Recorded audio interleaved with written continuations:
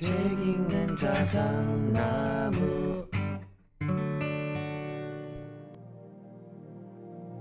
안녕하셨습니까? 모두의 아저씨 책 읽는 자작입니다. 나무님들께 묻습니다. 나이 들어가는 게 즐거우신가요? 지금 자작 아저씨 또 뭔 소리를 하고 싶어 저러나 하고 계실 텐데요. 오늘 소개할 책의 제목이 나답게 나이 드는 즐거움이거든요. 지은이는 건강하고 자유롭게 노년을 즐기는 할머니 의사이자 작가 류수즈, 옮기니 박주선, 펴낸 곳은 더 퀘스트입니다.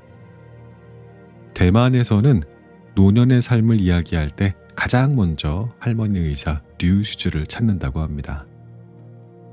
59세에 병원에서 퇴직을 하고 나서 자유롭고 독립적인 삶을 즐기는 그녀는 대만에서 현재 중년들에게 가장 닮고 싶은 노년의 롤 모델로 손꼽힌다고요. 작가는 이 책에서 중년이 된 이들에게 여러 가지 조언들을 건네주고 있습니다. 참 유쾌하고 다정합니다. 나이가 들수록 점점 빛나는 사람이 진짜 있을까요? 나도 누군가한테 당신처럼 나이 들고 싶습니다 라는 인사를 들을 수 있을까 하는 마음으로 이 책을 읽었습니다. 다정하고 유쾌한 할머니 의사의 조언을 지금부터 들어보겠습니다. 오늘도 끝까지 함께 해주십시오.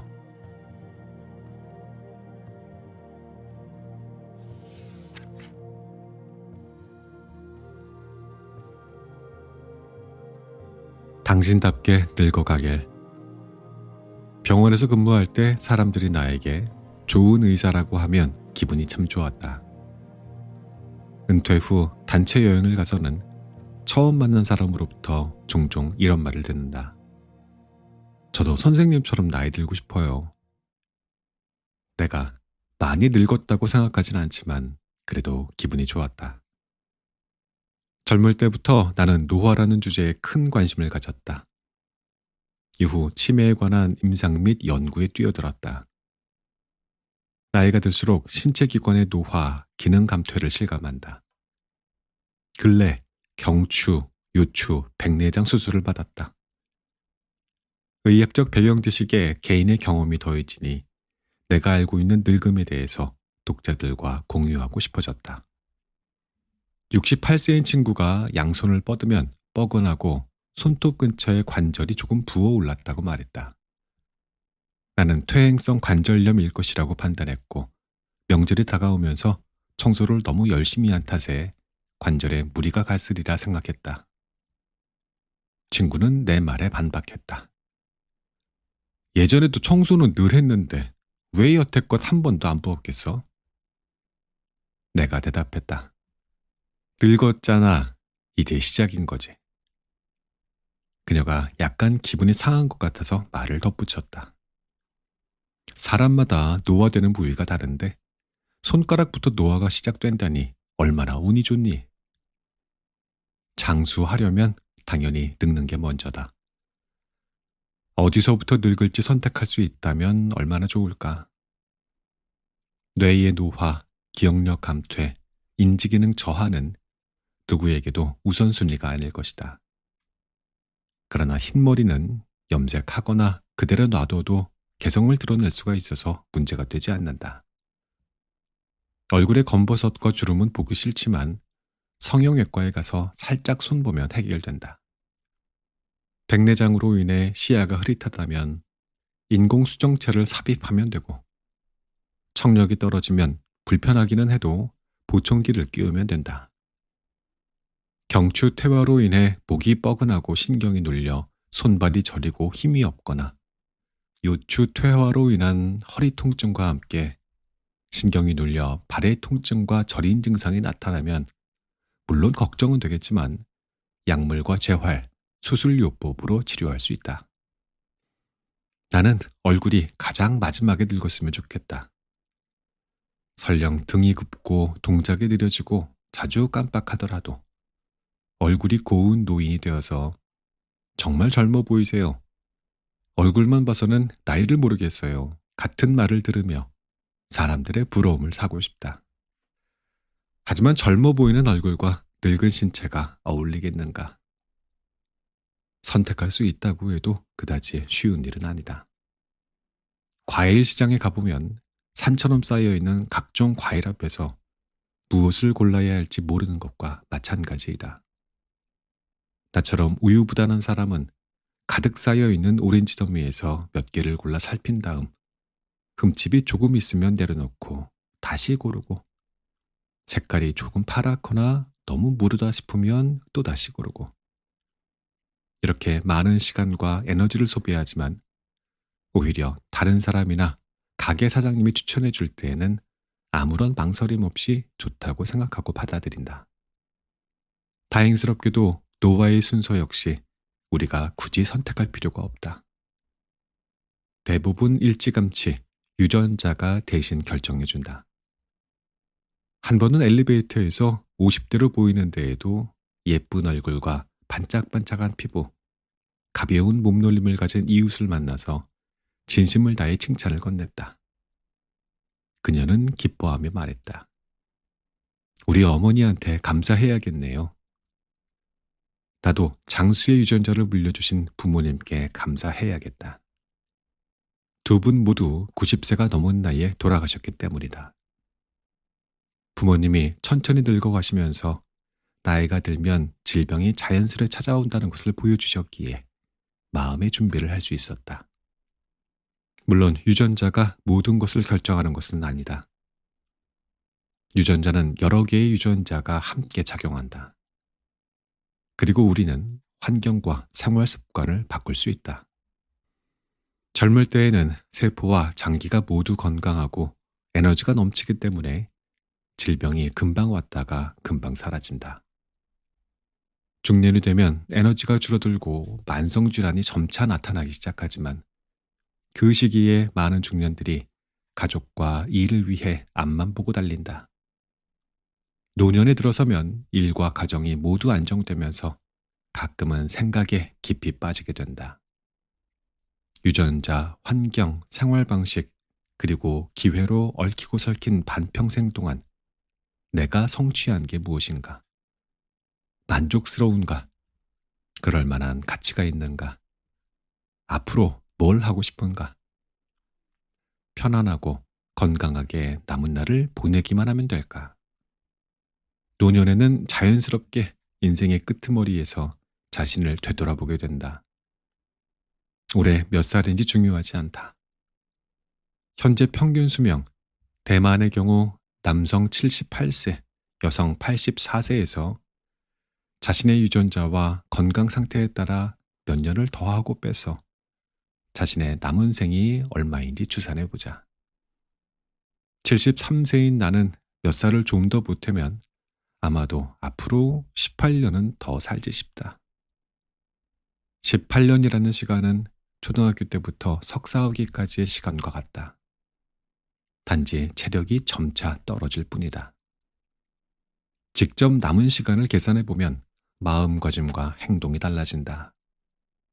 마치 박물관에 가서 앞으로 2시간밖에 남지 않았다라는 메시지를 들으면 중요하고 관심이 있고 필요한 전시만 골라서 참관하게 되는 것과 같다.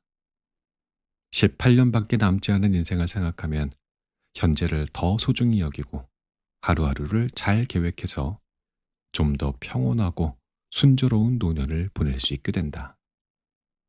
의외의 사고가 언제 찾아올지, 인생의 마침표를 언제 찍게 될지 모르기 때문에 하고 싶은 일이 있다면 우선순위에 두어야 한다. 은퇴하기 전 나는 행동이 재빠르고 에너지가 넘치며 의료 밖의 세계에 언제나 호기심이 가득했던 중년이었다. 그러다 은퇴를 하고 이후 노년의 세계에 발을 디디며 몸이 퇴화하는 것을 직접 경험하는 중이다. 어떤 부분은 순응하며 받아들이되 어떤 부분은 열심히 회복하고자 노력했다.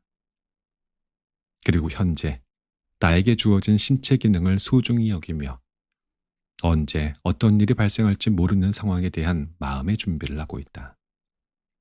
무엇보다 건강한 생활 습관을 유지하고 독서, 글쓰기를 꾸준히 하면서 좋아하는 사람들과 함께 놀러 다니는 것을 가장 중요하게 생각한다. 시간이 많을 때에는 하늘에 떠가는 구름을 바라보며 나의 존재감을 느끼는 것도 퍽 만족스럽다.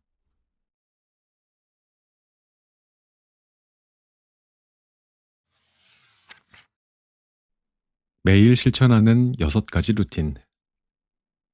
잠들기 전에 항상 컴퓨터 파일을 열어 매일 해야 하는 6가지 항목이 적힌 리스트에 한두 마디 메모를 적은 뒤 편안하게 잠자리에 들고 난다. 6가지 항목은 운동하기, 지식 쌓기, 나를 사랑하기, 남을 돕기, 해야 할 일 하기, 그리고 감사하기다. 운동하기는 최소 40분 걷기, 지식 쌓기는 주로 책을 읽는 것으로 대체한다. 이로써 몸과 두뇌를 건강하게 만들 수 있다라는 만족감이 든다. 나를 사랑하기는 맛있는 것 먹기로, 남을 돕기는 칭찬하기로 실천한다. 이 2가지는 대인관계에서 윤활제 같은 역할을 한다. 해야 할 일 하기는 이런저런 회의를 함으로써 채워지는데 맡은 책임을 다하는 것뿐만 아니라 내 스스로 가치 있다는 생각이 든다. 마지막으로 감사하기는 대중교통에서 자리를 양보받거나 새 책을 내게 될 때 실천한다. 내가 얼마나 행복한 사람인지를 다시 한번 깨달으면서. 은퇴란 직장에서 은퇴하는 것을 뜻하는 것이지 삶을 은퇴한 것은 아니다. 때문에 저절로 눈이 떠질 때까지 늘어지게 자고 되는 대로 불규칙적으로 사는 것이 아니라 자신의 리듬에 맞는 건강한 삶을 새로 계획해야 한다.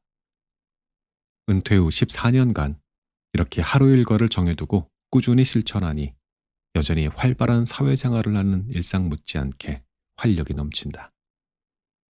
6가지 항목 중에 내가 가장 중요하게 생각하는 것은 감사하기다. 인생을 살아가면서 종종 일이 뜻대로 되지 않거나 꼴보기 싫은 사람을 마주치게 되는데 이럴 때 생기는 부정적인 감정을 스스로 증폭시켜 오히려 세상의 다른 아름다움을 못 보고 지나치는 경우가 있다. 마치 자전거를 타고 마주오는 바람을 이겨내며 힘껏 페달을 밟아 오르막길을 겨우 올라왔던 기억은 강하게 남아도 이후 내리막길을 내려올 때 등 뒤로 느껴지는 시원한 바람은 기억하지 못하는 것과 같다. 매 순간 긍정적인 면을 보고 긍정적으로 생각하는 습관을 기른다면 감사하는 마음이 자연스럽게 생겨난다. 의학적으로도 맞는 말이다. 대뇌 전두엽의 신경세포가 활성화되고 뇌관에서 도파민과 세로토닌이 분비되어 행복감과 즐거움을 느끼게 된다. 이러한 긍정 에너지는 좋은 인연을 만들어주는 등 삶의 활기를 불어넣어준다. 낙천적인 태도를 가지면 병에 걸리더라도 적극적인 치료를 받게 되어 몸과 마음 그리고 영혼의 선순환으로 이어진다. 감사하는 마음은 친구의 차를 얻어 탔을 때에도, 섣달 금음날 난로 주변에 다 함께 모여 앉았을 때에도, 수술을 성공적으로 받았을 때에도 생겨날 수 있다. 한 친구가 대동맥 박리로 인해 긴급 수술을 받았는데 수술 후 2다리에 힘이 없어 침대에서 내려오지도 못했다. 하지만 그녀는 목숨을 보존했다는 것만으로도 무척 감사해 했고 인후와 대뇌를 다치지 않아 여전히 좋아하던 노래를 부를 수 있었고 강의도 계속할 수 있었다. 이후 재활치료를 열심히 받은 끝에 다시 예전처럼 걷게 되었다. 또 다른 친구는 남편과 자전거를 타고 가구를 사러 갔다가 자전거에서 내리자마자 현기증이 나서 그대로 쓰러졌다. 깨어난 후에는 가구점 직원이 침대에 누워 잠시 쉬라고 권할 정도였다. 그날 이후 병원에서 검사를 받고 부정맥이라는 사실을 알게 되었고 전기지짐술과 장기간의 약물 치료를 병행했다. 그녀는 자신이 쓰러진 순간에 다행히 남편과 함께 있었다는 점에 감사했다. 자전거를 타고 있거나 길을 건너는 도중에 쓰러졌다면 훨씬 위험했을 것이라는 생각에 안도감을 느꼈다면서. 지난 한 해를 돌이켜보면 감사할 일이 너무도 많다. 매일의 삶 속에서 감사함을 발견할 수 있다면 바깥 세상이 아무리 시끄럽고 어지러워도 나의 몸과 마음은 평온하고 행복할 것이다.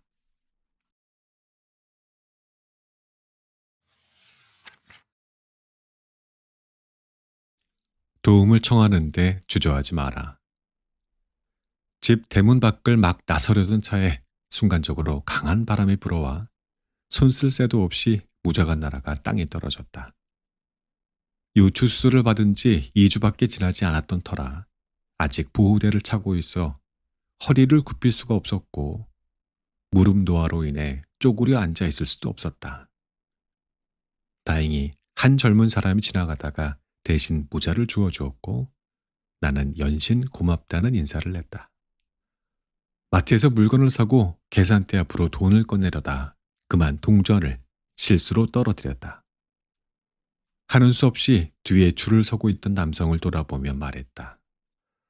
죄송한데요. 제가 허리 수술을 받은 지 얼마 되지 않아 허리를 굽힐 수가 없네요. 그는 당황한 듯 눈을 껌뻑이다가 내 허리에 두른 보호대를 보고는 얼른 몸을 숙여 동전을 주워주었다. 내가 감사하다고 하자 기분이 꽤 좋은 듯 보였다. 사람들은 대체로 모르는 사람에게 폐를 끼치기 싫어하거나 미안하게 생각하며 자신이 약해 보일까봐 아니면 거절을 당해서 민망해질까봐 심지어는 작은 문제라도 생길까봐 걱정한다. 지금처럼 핸드폰이 흔하지 않았던 시절 홀로 해외여행을 가면 길에서 사람들에게 사진을 찍어달라고 부탁했던 적이 있다. 친구가 내게 물었다. 혹시라도 그 사람이 핸드폰 들고 도망이라도 가면 쫓아갈 수 있겠니? 나는 웃으며 대답했다. 대부분의 사람들이 좋은 사람이라고 생각해. 성선설이 있잖아. 도와줄 수 있는 사람을 알아보는 나만의 방법도 있다. 천성적으로 남을 돕기를 좋아하는 이타주의자는 한눈에 봐도 착한 마음씨가 고스란히 드러난다. 이런 사람들에게 도움을 부탁하면 상대방은 기꺼이 도와줄 것이다. 제복을 입은 사람들도 꽤 믿을 만하다. 나들이를 나온 가족도 안전하다. 부모는 분명 아이들 앞에서 남을 도와주는 좋은 본보기가 되려고 할 테니까 말이다. 분명히 길을 잃었는데에도 불구하고 아무에게도 묻지 않고 길을 여러 번 돌아가는 사람들이 있다. 많이 걸을수록 건강에 좋다면서 변명을 늘어놓는다. 길을 모를 때에는 물어보는 것이 가장 좋은 방법이다. 용기 내어 물어보기만 한다면 사람들은 대체로 친절하게 길을 알려줄 것이다. 심지어 길이 너무 복잡해서 말로 설명하기 어렵다면 중요한 길목까지 직접 안내해 줄 수도 있다. 설사 거절을 당하더라도 기분 상할 필요가 없다. 그냥 다음 사람에게 다시 물어보면 된다. 타인의 도움을 받는 것 말고 남을 돕는 데서 오는 즐거움도 있다. 이때 자신의 능력 내에서 남을 도와야 한다. 예를 들어 누군가 물에 빠졌을 때 수영을 할 줄 모르는 사람은 절대 물에 뛰어들면 안 되는 것처럼 자칫하다 2명을 구해야 할 수도 있기 때문이다. 흥미롭게도 실제로 도움이 될 것 같지는 않아도 누군가를 돕겠다는 생각만으로도 즐거워질 수 있다. 작년에 버스를 타고 해안가 지방도시의 섬으로 가는 길이었다. 버스 한쪽에서 서로 처음 만난 사람들끼리 시끌벅적하게 열띤 토론을 하고 있었다. 들어보니 할머니 한 분이 딸을 보러 남쪽에서 올라왔고 딸이 사는 곳의 주소를 모르고 동네의 모습만 기억하는데 최근 도시의 모습이 많이 바뀌어 길을 알아볼 수가 없다는 것이었다. 그래서 사람들이 모여서 저마다 의견을 말하느라 시끌벅적했던 것이다. 그 할머니가 결국 딸을 만났는지는 모르겠다. 머리카락이 하얗고 보호대까지 찬 나로서는 도움을 청했을 때 거절당한 적이 한 번도 없었다. 그렇다고 해서 매번 나이를 핑계로 다른 사람이 대신해 주기를 바란다면 사람들의 미움을 받을 수도 있고 신체 기능이 더 빠르게 퇴화할 가능성도 있다. 스스로 할 수 있다면 다른 사람을 귀찮게 하지 않는 것이 좋다. 나이 들어서도 독립적이고 자주적일 수 있다는 것은 매우 유쾌하고 자랑스러울 만한 일이다.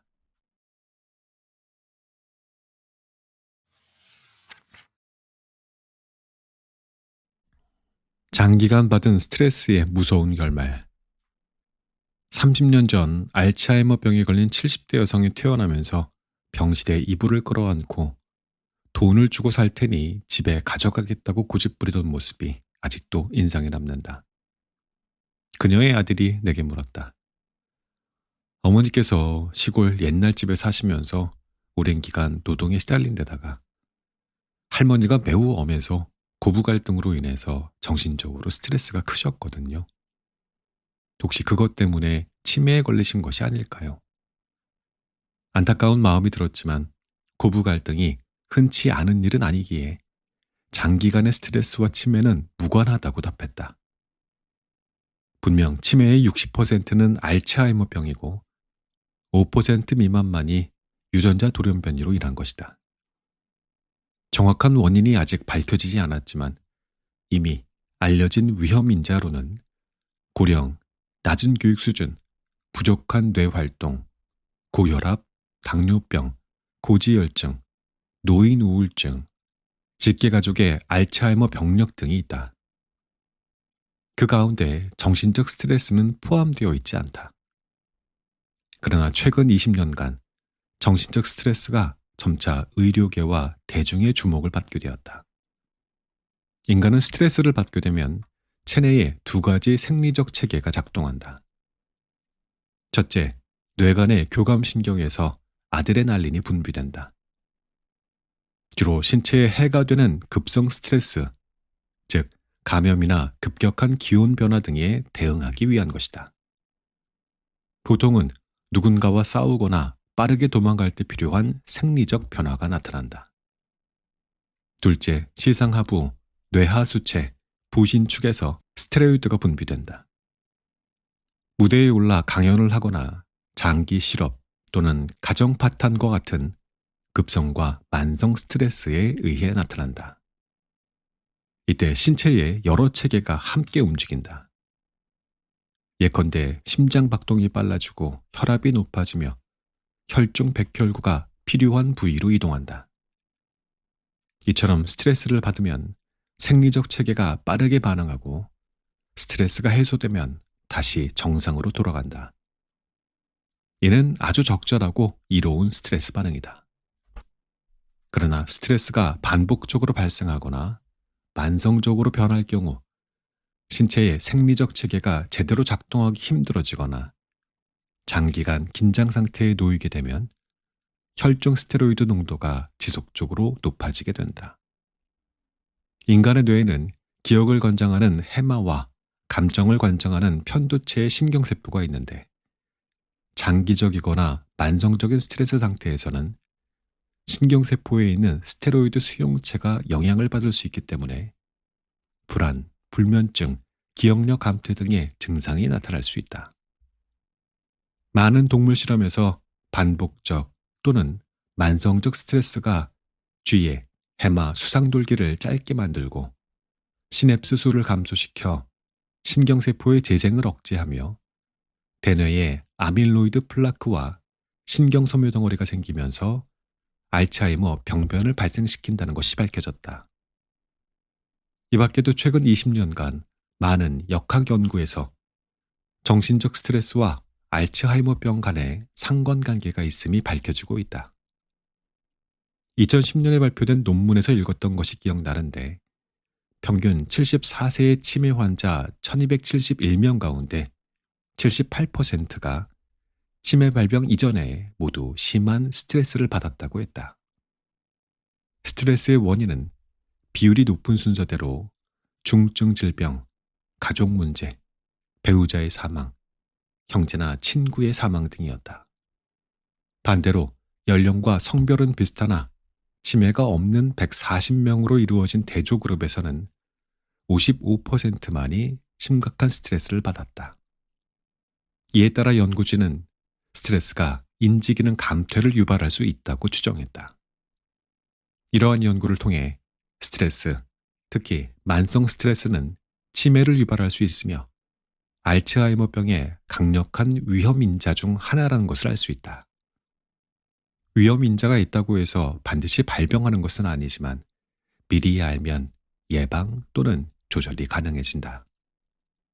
사람마다 스트레스를 감당하는 능력이 다르며 연령, 성별, 유전자, 개인성, 성장 배경 등의 영향을 받는다. 그리고 저마다 자신에게 맞는 스트레스 해소법을 찾아낼 수 있다. 운동, 산책, 여행, 맛있는 음식, 노래, 음악 감상, 영화나 드라마 감상, 친구와의 수다, 명상 등등이 있다. 최근에 한 친구가 경증 알츠하이머병 진단을 받았는데 그 친구의 가족들이 내게 혹시 최근 몇 년간 동업자와의 경제적 갈등이 원인이 아닌지 물었다. 이번에는 전혀 관계가 없다고 단언할 수가 없었다.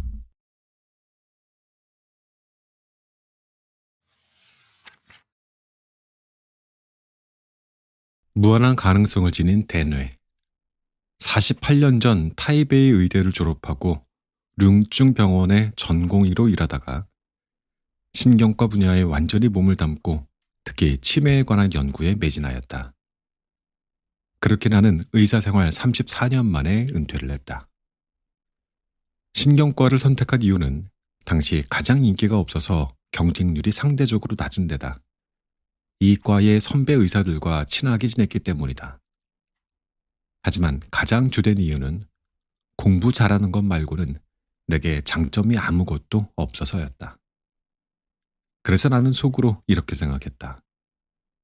사람의 뇌는 신비롭고 복잡한 데다 신경해부학 자체도 너무 어려워서 신경과만큼 심오한 학문은 없어. 어차피 내가 이해 못하면 다른 사람들은 더 이해 못할 거야. 내가 신경학을 제대로 공부하면 환자들을 잘 치료할 수 있지 않을까. 그때만 해도 CT 검사라는 것이 없고 엑스레이 검사와 뇌파, 뇌 척수의 검사 정도밖에 없었다. 그래서 병을 진단할 때에는 임상 증상 및 신경 해부학적 위치에 따른 신경과 의사의 판단에 달려 있었고 셜록 홈즈처럼 단서를 하나씩 찾아갈 수밖에 없었다. 따라서 의사의 말이 곧 법이었고 많은 사람들의 존경을 받아왔다. 이후 CT와 MRI 검사가 도입되면서 뇌 부위에 종양이 자랐는지 뇌출혈 또는 뇌허혈인지는 촬영 한 번으로 바로 알 수 있게 되었고 이로 인해 신경과 의사가 알고 있는 지식이 점차 대중화가 되었다. 바이오 기술과 신경 유전자학이 잇따라 부상하면서 더욱 정확한 진단이 가능해졌고 신약 개발과 정밀 수술 기법을 통해 많은 신경질환이 치료 가능해졌다. 신경과 의사의 역할은 해당 분야의 전문가에서 응급치료와 만성질환을 케어하는 역할로 점차 변화하고 있다. 인생의 반평생을 신경과 의사로 살다가 59세에 은퇴를 하고 깨달은 바는 다음과 같다. 나이와 관계없이 물론 속도에는 차이가 생기겠지만 머리는 열심히 쓸수록 좋아진다는 사실이다. 기능자기 공명 영상에 관한 연구에 따르면 노인들 또한 뇌세포를 더 많이 쓸수록 젊은 사람들과 기억력이 거의 같아지는 것으로 나타났다. 이것으로 볼 때 머리를 쓰면 쓸수록 똑똑해져서 이른바 슈퍼천재 노인이 되는 것이 불가능한 일은 아니다. 이는 머리를 많이 쓰고 인지 기능을 많이 사용할수록 이후 알츠하이머병에 걸리더라도 치매 증상이 나타나지 않거나 증상 발현을 지연시킬 수 있다는 뜻도 된다. 허혈성 뇌졸중을 회복하기 위해서는 발병 부위에 뇌신경세포를 재생하는 것이 아니라 주로 바로 옆이나 부근, 심지어 반대쪽 뇌의 신경세포에서 새로운 시냅스를 만들어 새로이 연결하여 죽은 신경세포의 기능을 대체한다. 이처럼 신경망을 재조직하는 것을 바로 대뇌의 가소성이라고 한다. 예컨대 좌측 대뇌의 중풍으로 인한 실어증이 회복되는 이유는 우측 대뇌가 대상 작용을 통해 좌뇌의 언어 기능을 대체하기 때문이다. 뇌신경세포의 역할마저 다른 신경세포에 의해 대체되는 것을 보면 이 세상에 대체되지 못할 것이 없다는 생각이 든다. 질병에 걸리는 이유는 선천적인 유전자와 후천적 환경의 영향도 있지만 확실하게 알 수 없는 요인도 있다. 암의 경우 5에서 10%만이 유전자와 관련이 있다. 생활 양식이나 환경 속의 각종 발암 물질도 암에 걸릴 위험성을 높인다. 그러나 이러한 요인들을 모두 합해도 암과의 관련성을 밝혀낼 수 있는 것은 50%밖에 되지 않는다. 대부분의 암은 발암의 진짜 원인을 찾아내지 못한다. 따라서 환자들이 자신이 어떻게 암에 걸린 거냐고 물어볼 때마다 나는 늘 이렇게 대답했다. 그저 제비뽑기에 걸린 겁니다. 환자가 자신에게 필요한 진료 과목과 의사를 만나는 것도 일종의 복이다. 한 의사가 의사학술지에 실린 변연계 뇌염에 관한 글을 읽었는데 이튿날 입원한 환자에게서 흔치 않은 변연계 뇌염을 발견해 운 좋게도 정확한 진단을 할 수 있었다. 어떤 의사는 진료를 보다가 문득 가슴이 불편하다는 것을 느끼고 심근경색이 의심된다며 동료에게 심장 카테터실에 데려가 달라고 부탁했다. 놀랍게도 카테터실에 도착하자마자 쇼크가 와서 혈압이 떨어지고 맥박이 느려졌다. 응급처치 후에 막힌 심혈관이 곧바로 뚫려서 스텐트 2개를 삽입하고 건강을 회복했다. 그는 일주일 뒤에 다시 병원에서 재진을 받으러 갔다. 꽃다운 나이에 의외의 사고나 중풍 또는 암으로 사망하는 경우를 종종 볼 수 있다. 30대 남성이 출장을 가면서 혈압약을 깜박한 나머지 뇌간 출혈이 일어나거나 60세 남성이 샤워를 하다가 뇌에 작은 동맥류가 파열되어 의식을 잃는 등의 사고들을 접하다 보면 인생 무상이 꼭 남일 같지만은 않게 느껴진다. 하루하루를 감사하고 소중하게 생각해야 한다. 하고 싶은 일이 있다면 주저하지 말아야 한다. 우리 인생에서 뇌는 무한한 가능성을 지니고 있다.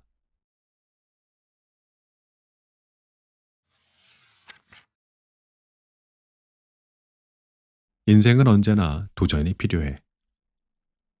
일요일 아침 슈퍼마켓에서 신문을 사려고 돈을 내는데 점원이 아주 점잖게 말을 건넸다. 혹시 댁에 아이들이 있나요? 아이들한테 인터넷으로 신문 보는 방법을 물어보면 굳이 힘들게 나오실 필요가 없을 거예요. 나는 웃으며 대답했다. 저는요, 종이신문을 직접 들고 보는 걸 좋아해서요. 개인적으로 신문이 사라지지 않았으면 합니다. 오늘 신문에 실린 내 글을 오려서 남기고 싶었다는 말을 차마 하지 못했다. 내가 글을 쓰는 이유가 뭘까? 30년 전 처음 펜을 잡았던 이유는 정확하고 디테일한 의학 지식을 알리기 위해서였다. 예전에는 병원에 외래 환자가 많아서 자세하게 상담할 시간이 항상 부족했다. 내 딴에는 아주 명확하게 설명했지만 환자는 짧은 시간 안에 완벽히 이해한 것 같지 않았다. 심지어 내가 아무리 입이 닳도록 타일러도 제멋대로 하는 환자들도 있었다. 한 번씩 신문에 올린 의료에 관한 짧은 글이 훨씬 설득력 있다는 사실을 나중에야 알게 되었다. 환자들은 나의 글을 읽기만 하는 것이 아니라 행동으로 옮기기까지 했다. 신문에 기고한 글이 점차 많아지자 나의 활동 범위도 점차 넓어졌다. 1989년 중국 시보의 편집장이 내게 500자 내외의 짧은 칼럼을 비정기적으로 써보지 않겠냐는 제안을 했다. 내용은 대체로 진료실 또는 병실에서 흔히 볼 수 있는 문제나 사고에 관한 것이었다. 이후 꾸준히 글을 써왔고 1998년 그 글들을 묶어 첫 번째 책을 냈다. 이후로도 온라인, 잡지할 것 없이 꾸준히 글을 써왔다. 내용은 간단한 건강 지침에서 점차 질병에 관한 소개와 증상, 의료 지식, 의사와 환자의 관계 등 다양하지만 요즘에는 치매와 노화 등에 관한 주제를 중요하게 다루고 있다. 가까운 사람들이 병에 걸려 치료를 받으며 지난 몇 년간 나의 역할은 의사에서 환자 또는 보호자로 바뀌면서 예전과는 다른 입장에서 의사와 환자의 관계를 바라보게 되면서 새롭게 느낀 바가 있다. 글을 쓰는 목적도 단순히 지식을 전달하는 것에서 의사와 환자 간의 가교가 되고 싶다는 마음이 더 커졌다. 인생은 언제나 도전이 필요한 법이다. 한 번은 출판사에서 신간 발표회를 마련해 주었다. 이날 저녁 타이베이에 갑작스러운 폭우가 쏟아졌고 천둥 번개가 내리쳤다. 도시 곳곳이 침수되어 많은 사람이 도중에 돌아갈 수밖에 없었다. 그럼에도 발표회 좌석은 만석이었고 친구들이 반바지를 입거나 신발까지 벗어던지고 봐준 모습을 보고 눈물이 핑 돌 뻔했다. 무대에 오른 관객들의 소중한 이야기들로 현장은 웃음이 끊이지 않았다. 그날 나는 연신 책에 사인을 냈다. 60년 전 우리 집은 쌀가게를 했었는데 언제나 신문을 팔러 오는 사람이 있었다. 우리는 좋은 일 하는 셈치고 연합일보, 중국시보, 중앙일보 이렇게 3개 주요 신문과 지방신문을 번갈아 가며 구독했다. 당시 초등학교 3학년이었던 나는 매일 학교에서 집에 돌아오면 식탁의 절반을 차지하다시피 한 신문을 펼쳐놓고 엎드린 채로 문화면에서 사회면, 연예면, 나중에는 정치면까지 모두 섭렵했다.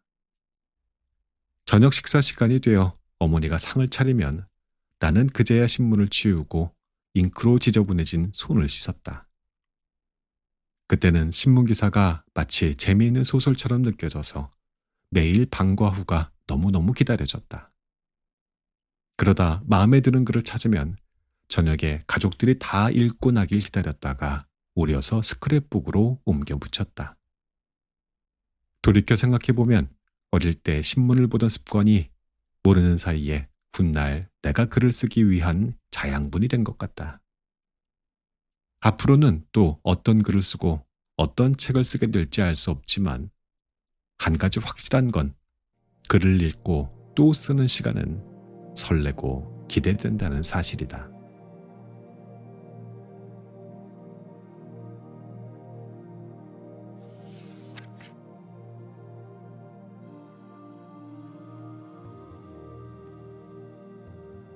이 책의 낭독은 여기까지 하겠습니다.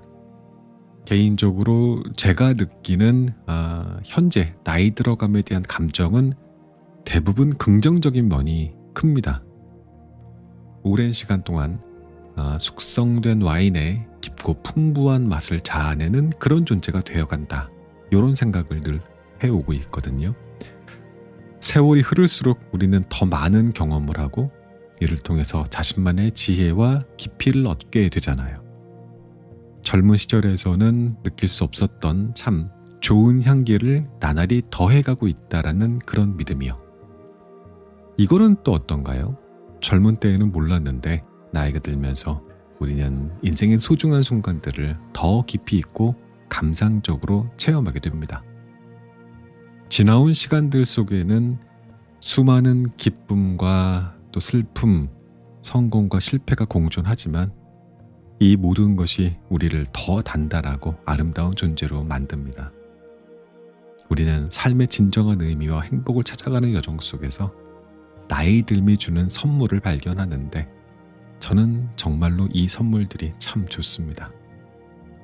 가족, 친구, 사랑하는 이들과의 관계는 시간이 흐를수록 더욱 의미가 있고요. 또 감사한 순간들로 가득 차는 그런 경험들을 더 자주 하게 됩니다. 이게 모두 나이가 들어가면서 알게 되는 것들이니까 저는 이 즐거움을 틀림없이 안다라고 말할 수 있을 것 같아요. 마지막으로 한 가지 더. 저는 나이가 들면서 이 점도 참 좋습니다. 그 자신의 진정한 취향과 열정, 능력에 대해서 점차 더 선명하게 알아가게 된다는 거예요. 내가 나를 알아가니 하루하루를 허투루 보내지 않게 됩니다. 내가 뭘 좋아하는지 아니까 더 충실하고 의미 있게 만들어가는 데 도움이 돼요. 일단 나 스스로를 알게 되니 나와 소통하고 있는 세상을 조금 더 이해하게 되고 이제 남은 시간으로 내 꿈과 목표를 어떻게 실현해 나갈 수 있는지에 대한 방향도 얼추 보입니다. 젊은 날에는 그 방향이란 게 뭔지 모르니 그냥 맨날 첫날 헤매기만 했잖아요. 그런 방황 안 하니 참 좋습니다. 나무님들도 저와 꼭 같기를 바라면서 오늘의 자작나무 산책을 마칩니다. 안녕히 계십시오.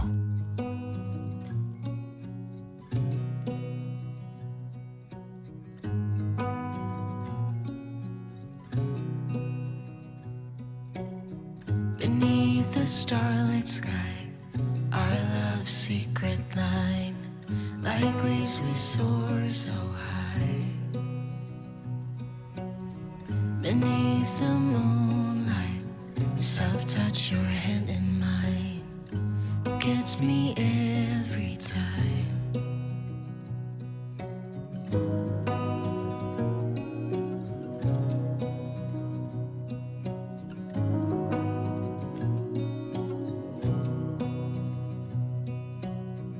Lost in the city lights, our love's electric ride. You make me feel alive. I know July is gone. You make me feel at home in the neon glow. As the leaves change color, I dive into you. When summer's fading, there's nothing to do but bask in the glory of the winter sun. Maybe this is the season of love.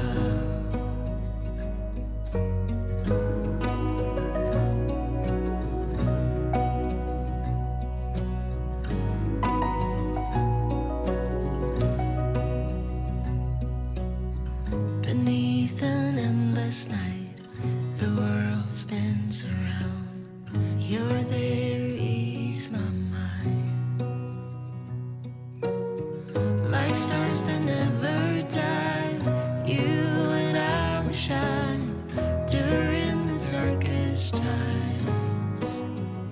As the leaves change color, I dive into you. When summer's fading, there's nothing to do but bask in the glory of the winter sun.